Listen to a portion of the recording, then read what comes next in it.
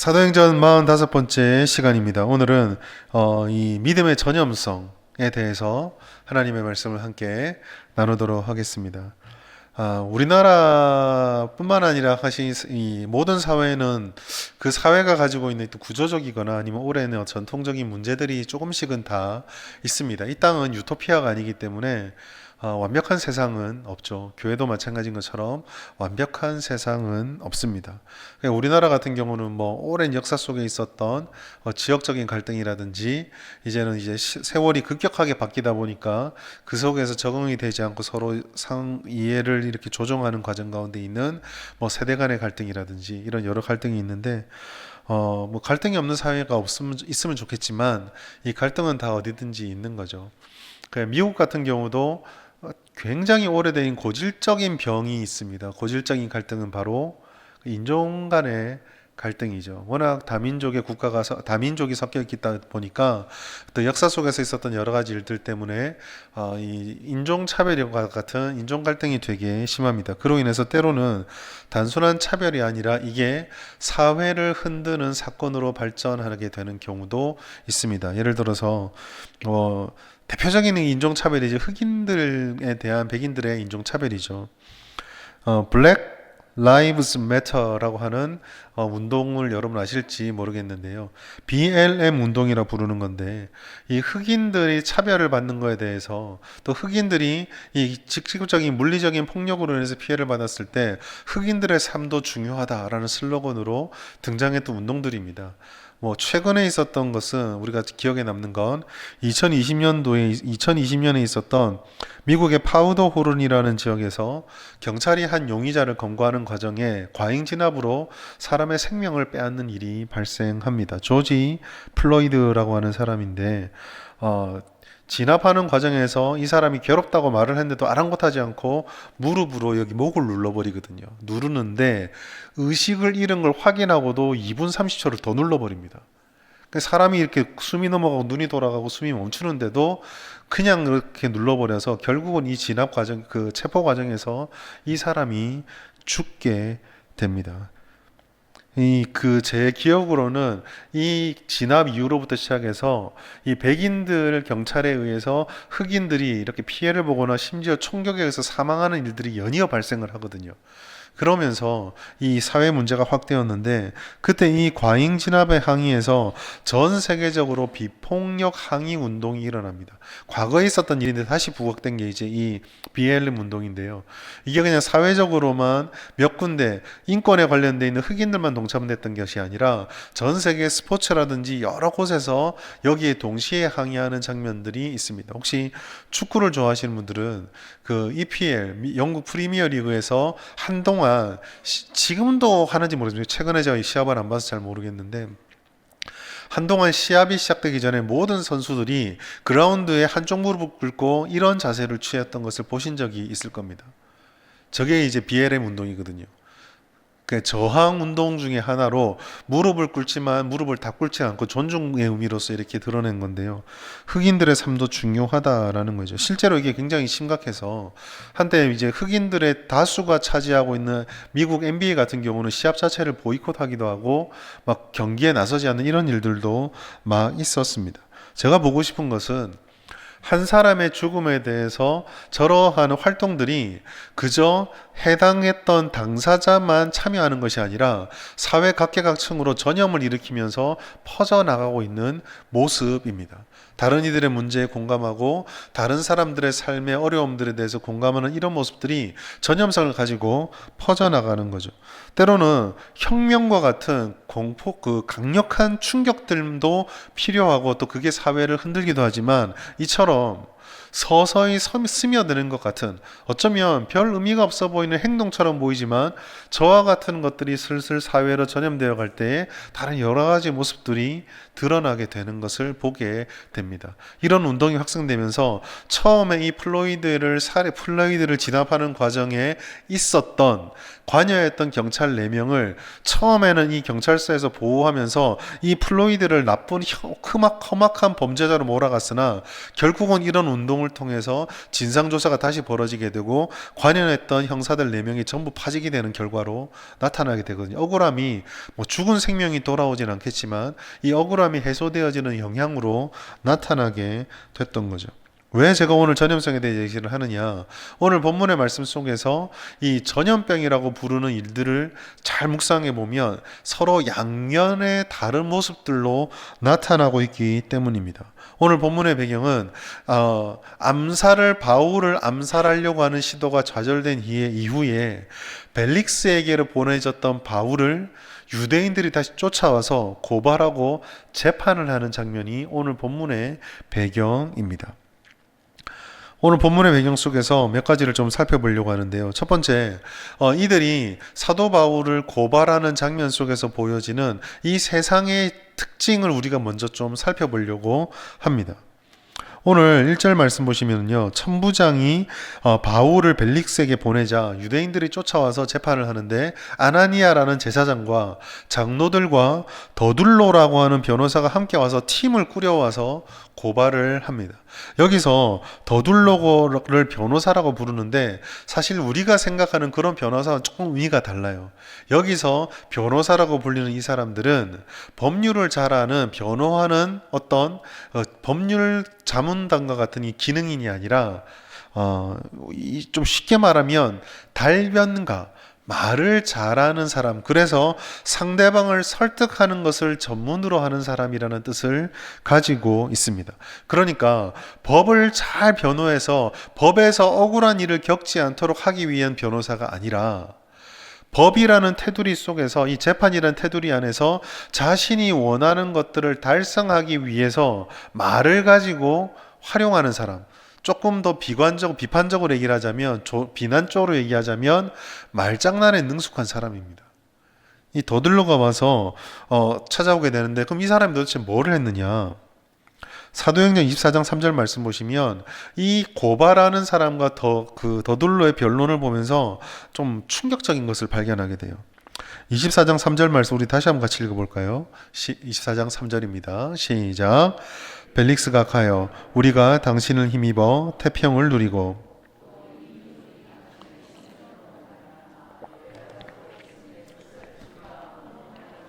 어느 곳에서나 크게 감사하나이다. 이 재판 장면을 잘 보시면 바울이 있고요.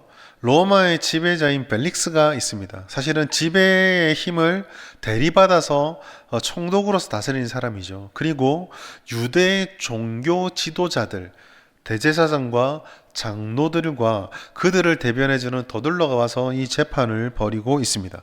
그러면 세부적으로 보면 재판관, 피고발자, 고발자 이렇게 되어 있지만은요. 그 정치적인 역학으로 보자면 지배하는 계층과 지배를 당하는 사람들이 지금 모여 있는 거예요. 로마는 지배하는 사람이고 유대인들은 지배를 당하는 사람입니다. 자, 그런데 그러한 사람들이 지금 3절에서 보시면 벨릭스를요 마치 엄청난 성군처럼 치켜 올립니다. 이 피지배를 당하고 있는 사람이 지배하는 로마 사람들 이렇게 높이는 것도 좀 다소 의아한데요. 문제가 뭐냐면 이 벨릭스라는 사람이요, 역사를 살펴보면 여기서 말하는 일에 하나도 해당 사항이 없다라는 거예요. 벨릭스는 성군이 아닙니다. 엄청난 거짓이에요. 벨릭스는요 유능한 통치가가 아니에요. 로마의 역사가였던 타키투스가요 벨릭스를 그의 책 역사라는 그 책에서 묘사한 장면이 있습니다. 뭐라고 묘사하냐면요, 벨릭스를 이렇게 묘사했어요. 벨릭스는 온갖 정욕과 잔악한 짓을 일삼으며 온통 노예의 본능으로 왕의 권력을 휘둘렀다. 이렇게 되어 있어요. 여러분, 저 말이 되게 좋게 보입니까? 이 말과 그리고 로마 사람이 아닌 유대인들이 더둘러가 말했던 일을 비교해 보세요. 같은 사람처럼 보인가요? 안 그렇거든요. 사실 이 벨릭스는요 유대인의 입장에서 보자면, 특히나 아나니아의 입장에서 보자면 원수처럼 여겨야 돼요. 왜 그러냐면 아나니아가 대제사장이 되기 전에 앞에 임시로 그 자리를 채우기 위해서 안나스라고 하는 임시 대제사장이 있었습니다. 그런데 이 유대인들을 정치적으로 다스리기 위해서 벨릭스가요 자객을 보내서 안나스를 살해해요. 그리고 안나스를 살해했다는 것이 들키지 않기 위해서 벨릭스는요, 자객을 토벌하고 질서를 세운다는 이름으로 자신이 자객에게 이 사람 좀 죽여주세요 라고 말했던 것을 아는 사람을 싹 몰살해버립니다. 이 장면이요, 성경에도 있어요. 사도행전 21장 38절에 보시면은요, 자객 4,000명을 거느리고 광야로 가던 애굽인이 있었다는 기록이 있습니다.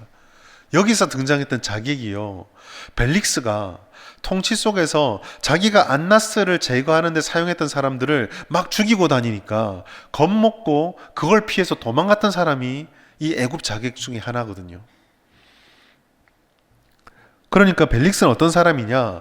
자기 권력을 지키기 위해서는 수단과 방법을 가리지도 않고 심지어 다른 사람들에게 태평성대를 이루기 위해서 사람들을 잘 다스리는 이런 사람이 아닙니다. 그런데 그러면 우리는 궁금한 게 생긴 거예요. 왜 더둘러는 이런 말을 했느냐입니다. 왜 그랬을까요, 여러분? 왜 벨릭스를 이렇게 치켜 세웠을까요?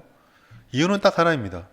벨릭스 기분에 들어야, 벨릭스가 자기들 편을 들어줘야 바울을 죽일 수 있거든요. 바울을 빼앗아갈 수 있기 때문입니다.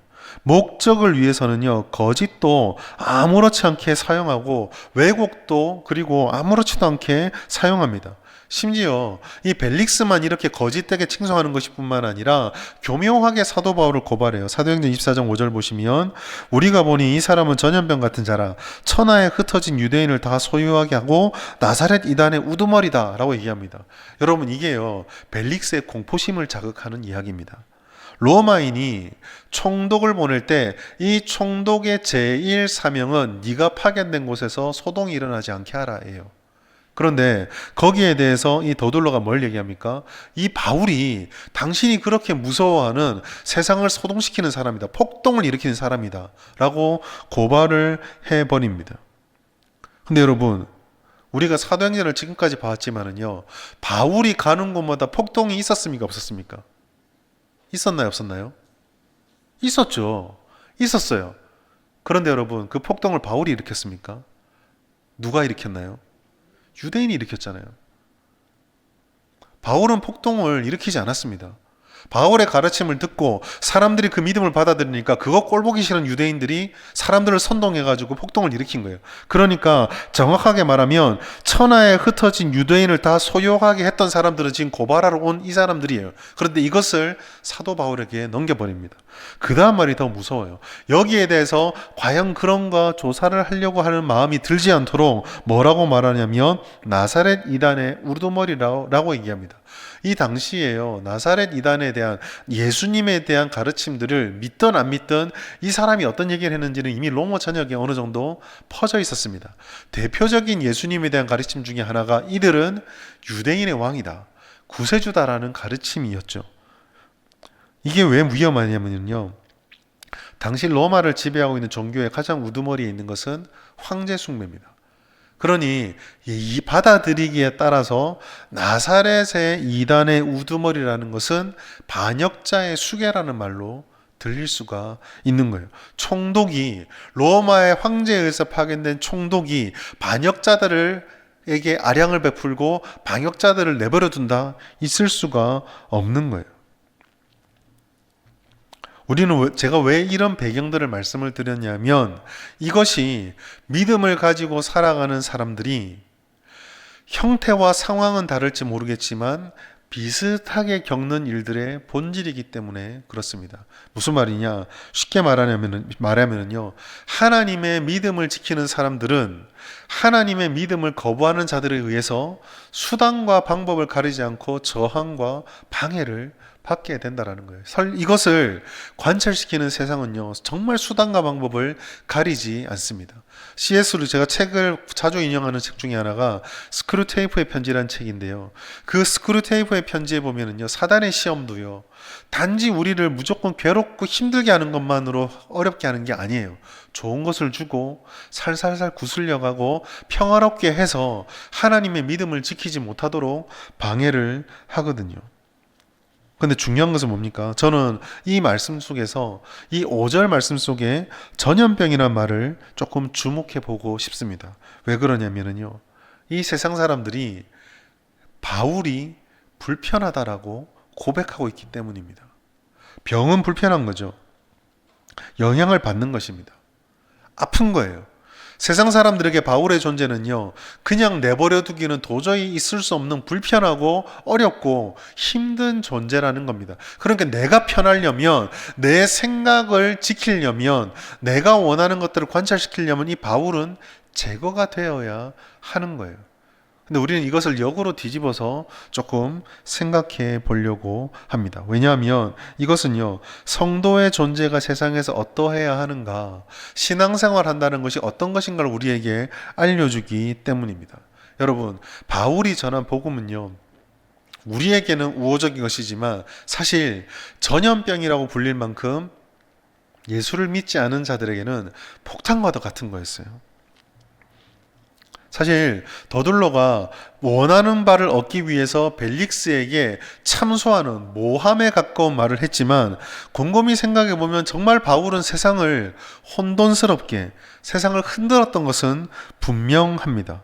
어떤 점에서 그런가? 첫 번째, 유대인의 측면에서 보면은요, 유대인들의 위선적이고 형식적이었던 전통에 빠져 있었던 죽어 있는 믿음에 복음이라고 하는 폭탄을 던져 버렸습니다. 유대인들이 바울을 고발하는 죄악들, 그리고 예수님을 십자가에 못 박기 위해서 주장했던 것들을 곰곰이 한번 생각해 보십시오. 그들이 왜 예수님을 배척했습니까? 그들이 왜 바울을 배척했죠? 그들이 생각했던 신앙과 그들에게 익숙한 것들과 전혀 다른 이야기들, 자신들이 틀렸다라고, 자신들이 갖고 있는 전통과 해석이 다르다라고, 잘못되었다라고 말했기 때문입니다. 다시 말해서 이들은요, 하나같이 하나님의 말씀과 복음보다는 자신들의 전통과 자신들이 해왔던 대로를 더 옳다라고 생각했어요. 본래의 말씀의 의미들은 다 사라져버린 채 형식과 위선적인 종교성만 남아버렸던 거죠. 그래서 예수님께서 오셔서 이들에게 대해서 뭐라고 말했냐면, 마태복음 22장 29절의 말씀 보시면 성경도 하나님의 능력도 알지 못한다라고 말했습니다. 여러분, 이 말씀은 사실 우리들에게도 굉장히 두렵고 떨리는 거예요. 사람은 적응의 동물입니다. 익숙해져요. 신앙생활도 익숙해질 수 있습니다. 처음 우리에게 주었던 하나님의 복음, 그 생명력 넘치는 팔딱팔딱 뛰는 약동하는 은혜가 아니라 이미 우리에게는 익숙해져 버려서 종교성으로 남아 있을 수 있다라는 거죠. 한 번의 예배가 내 가슴을 두근두근 뛰게 하고 다가오는 주님의 말씀을 읽는 것이 기뻤던 순간들이 어느새 그냥 말씀을 읽어야 되니까 읽고 예배는 드려야 되면서 드리는 거고, 그 하나님의 은혜에 감동해서 내가 어떻게 주님을 기쁘게 할까라는 마음으로 충성, 헌신, 봉사했던 것이 아니라 당연히 그냥 하는 거니까 라고 하는 것으로 대체될 수도 있다라는 것입니다. 여러분, 진정한 신앙이라는 것은 성경을 알고 하나님의 능력을 신뢰하며 그 주님의 말씀의 길을 따라서 이 땅을 살아가는 것입니다. 만약 그것을 모르고 있다라고 한다면 도대체 유대인들은 뭘 붙잡고 신앙생활을 했을까요? 거기에 대해서 하나님께서 말씀하신 것이, 하나님의 말씀도 능력도 성경도 모르는 채 오해하고 있었던 너희의 전통이다 라고 말씀했던 거예요. 사도 바울의 복음은, 예수님의 존재는 그들이 그렇게 거창하게 치장했던, 바리새인이 한번 기도하기 위해서 그렇게 치렁치렁하게 늘어뜨렸던 그 옷으로 위장된 위선을 폭로해버렸습니다. 잘못되었다. 기도 잘하는 것처럼 보이지만 너는 기도를 할 줄 모른다. 제사를 잘 드리는 것처럼 보이지만 너는 하나님을 예배할 줄 모른다. 성경을 다 아는 것처럼 말하지만 너는 성경이 뭔지도 모른다 라고 복음이 다 폭로해 버렸던 거예요. 그러니 엄청나게 충격적인 거죠. 두 번째로 사도 바울은요, 세상이 섬기는 우상을 폭로했습니다. 비록 바울을 고발하기 위해서, 모함하기 위해서 했던 말이지만 그 중에 일정 부분 받아들일 수 있는 부분이 있는데 그게 바로 이 부분이에요. 그것은 무엇입니까? 나중에 우리가 다음번에 이 24장에서 벨릭스 앞에 자신을 변호하는 사도 바울의 말씀에서 확인할 수 있는데, 사도 바울이 유대인의 모든 모함에 대해서 그렇지 않다라고 반박을 하는데 하나 딱 인정하는 게 있어요. 그게 뭐냐면, 유대인들이 나더러 예수가 유일한 왕이라고 말했다라는 것을 나 그거 인정한다 라고 인정을 합니다. 무슨 말입니까?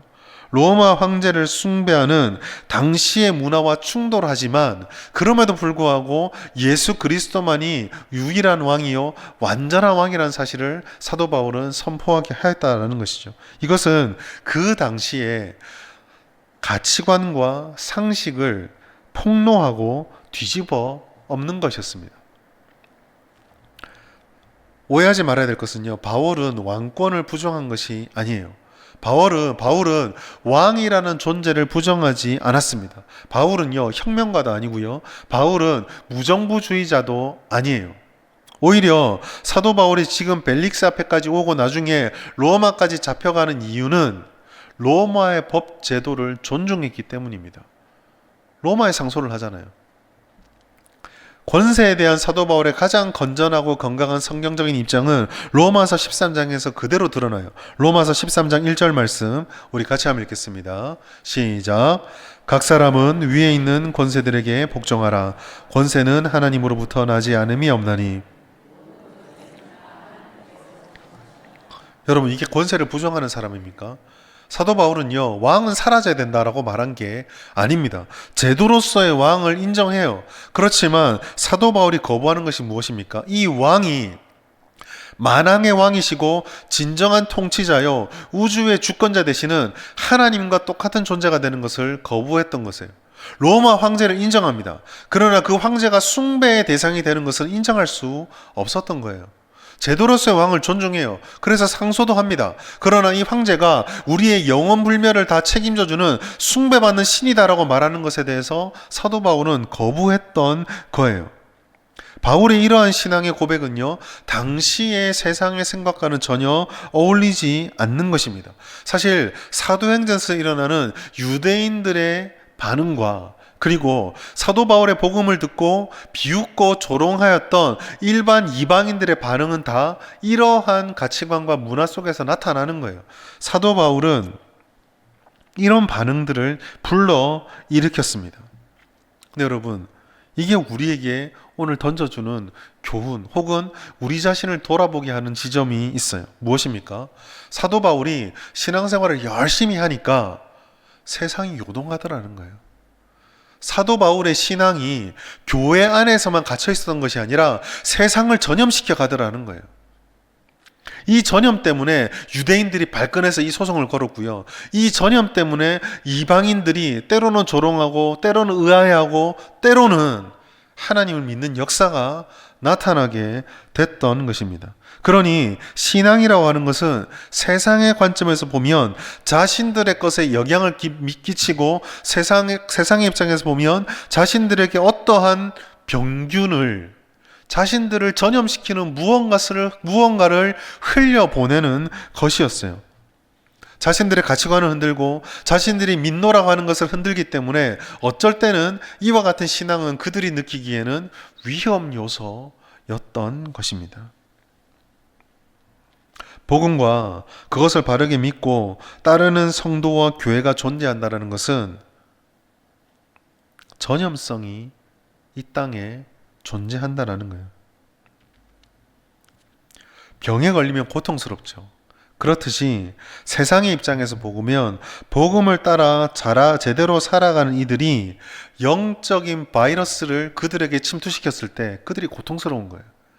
그래서 히브리서는 이와 같은 복음의 능력을 뭐라고 표현했냐면, 이와 같은 믿음의 사람들의 존재를 뭐라고 표현했냐면, 히브리서 11장 38절을 보시면 이와 같은 사람은 세상이 감당하지 못한다고 했던 거예요. 오늘 우리가 이 밤에 우리들에게 던져야 될 질문이 바로 이 지점에 있습니다. 한국에 지금은 많이 줄었지만 그래도 신앙생활 하는 사람들이 15%가 있다라고 이야기를 합니다. 주일마다 예배를 드리고 말씀 중심, 교회 중심, 하나님 중심, 기도 중심, 열심 이야기를 합니다.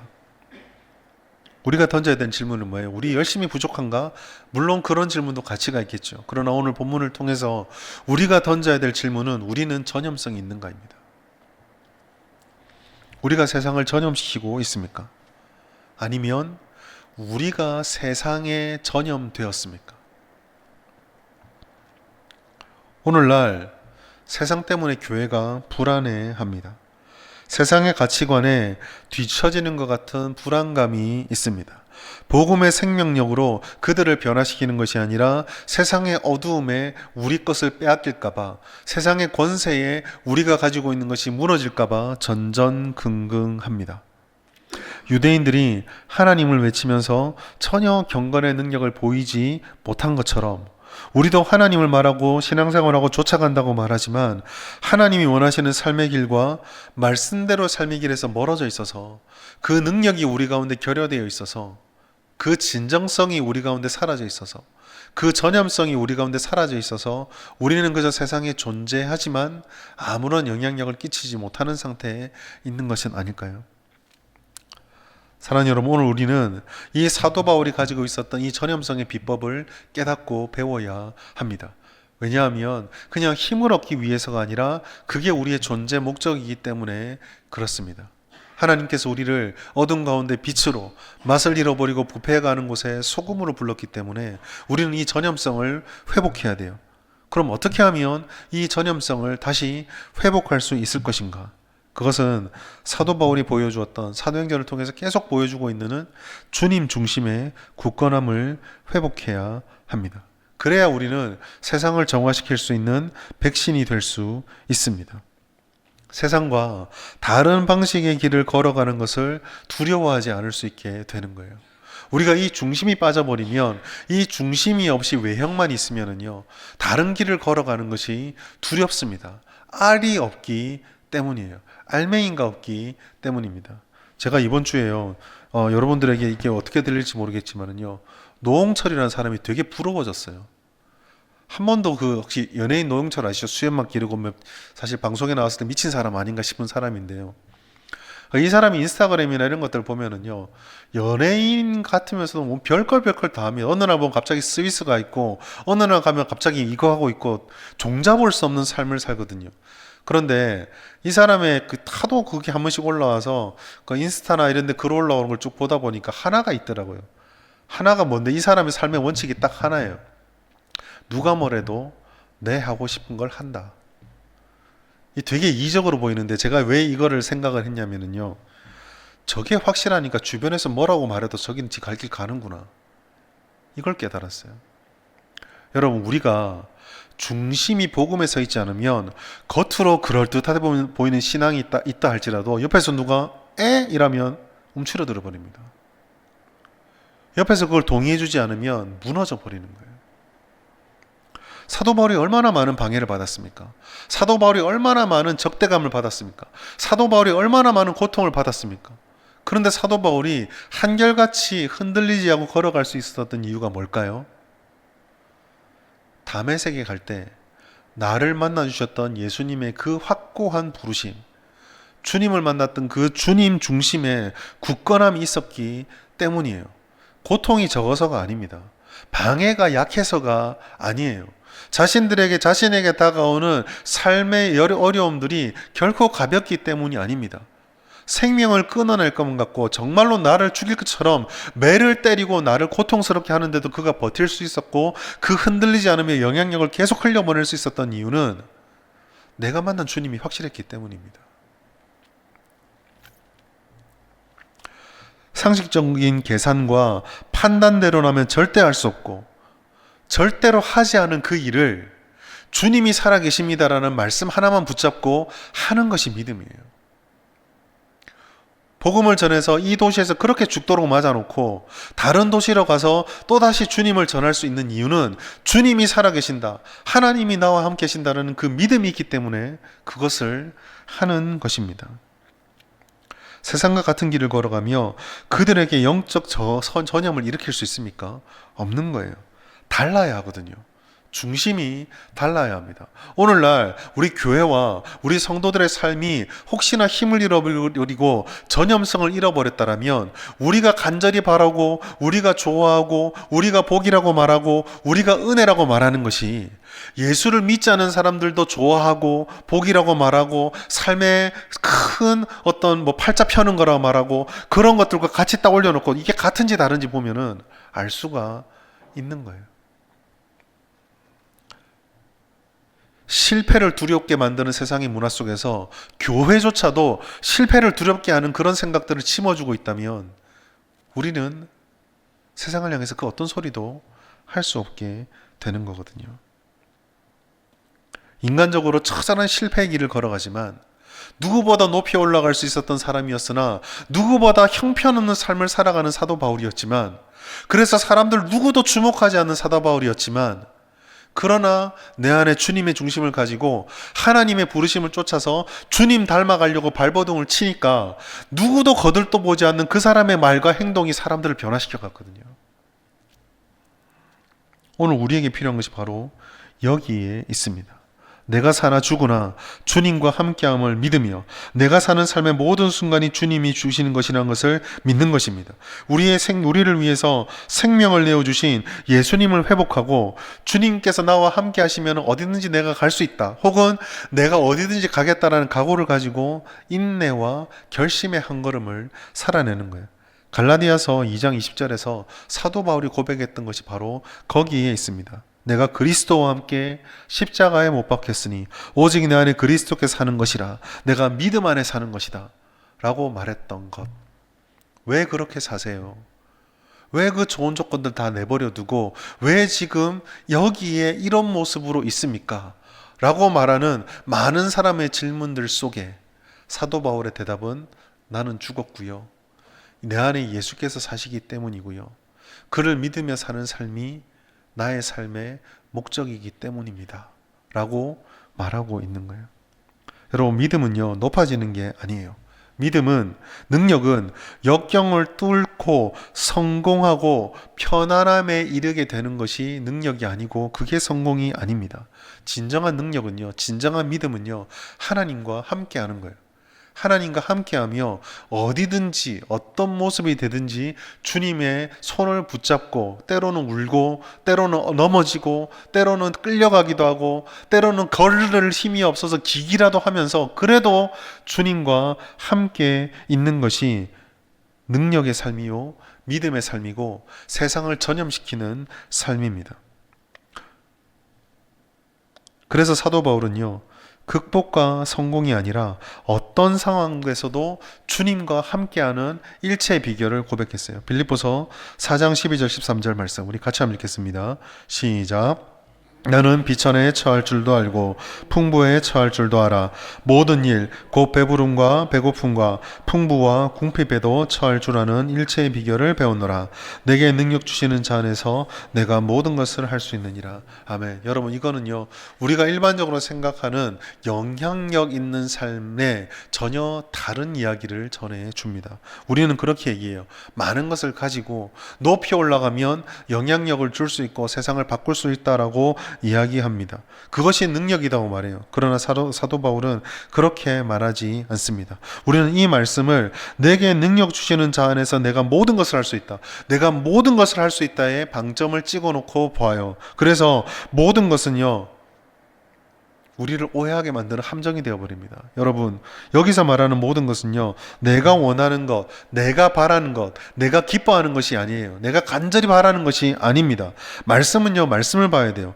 12절과 13절의 문맥 속에서 여기서 말하는 일체의 비결, 능력 주시는 자 안에서 내가 감당할 수 있는 모든 것은요 그 앞에 있는 12절, 비천할 때, 풍부할 때, 높을 때, 낮을 때, 배부를 때, 배고플 때 다 포함하는 거예요. 결국 무슨 말입니까?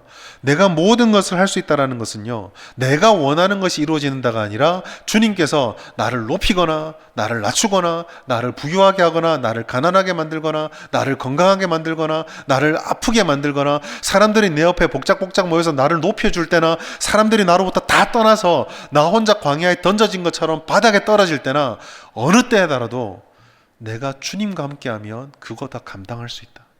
그 속에서도 하나님의 은혜를 펼치며 살 수 있다. 주님이 주시는 뜻을 이루며 살 수 있다라는 고백이 내게 능력 주시는 자 안에서 모든 것을 할 수 있다란 말이야. 결국 이것은요, 주님을 온전히 내 중심에 모시고 주님의 중심을 견고히 가지고 있는 삶이 할 수 있는 신앙 고백이 되는 것입니다.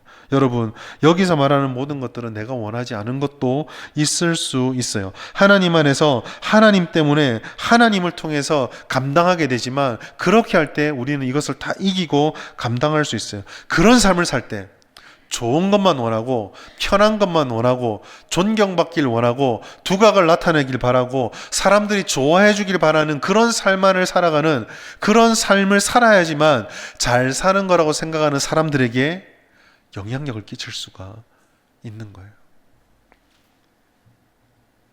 믿음의 삶, 복음을 따르는 전적 의존의 삶이 세상을 변화시킵니다. 여러분, 오늘날 한국 교회는 더 많은 물질이 필요한 게 아니에요. 더 권력이 많은 사람이 필요한 게 아닙니다. 더 좋은 환경이 갖추어지는 것이 아니에요. 오늘 우리에게 더 필요한 것은 주님밖에 없다라는 이 중심이 견고히 세워져야 합니다. 예수님의 은혜를 따라서 삶의 진정한 의미와 빛을 전염시킬 수 있는 능력이 회복되어야 합니다. 세상을 누르고 그들이 누리는 것을 빼앗아 우리가 더 많이, 더 높이, 더 편해지는 것이 세상을 정복하는 게 아니에요. 병이 낫기 위해서는요, 치료하는 과정이 필요하죠. 이 치료하는 과정은 불편합니다. 타락한 가치관과 죽음이라는 질병에 신음하는 이들을 치료하는 우리가 백신이 된다면요, 마치 우리가 수술할 때 아이고 아파 죽겠네, 그것밖에 안 됩니까? 내가 꼭 해야 됩니까? 약을 먹어야 됩니까? 하는 저항을 받을 거예요. 이게 전염성입니다. 우리가 제대로 하나님의 말씀을 전염시키기 시작하면 저항을 분명히 받을 거예요.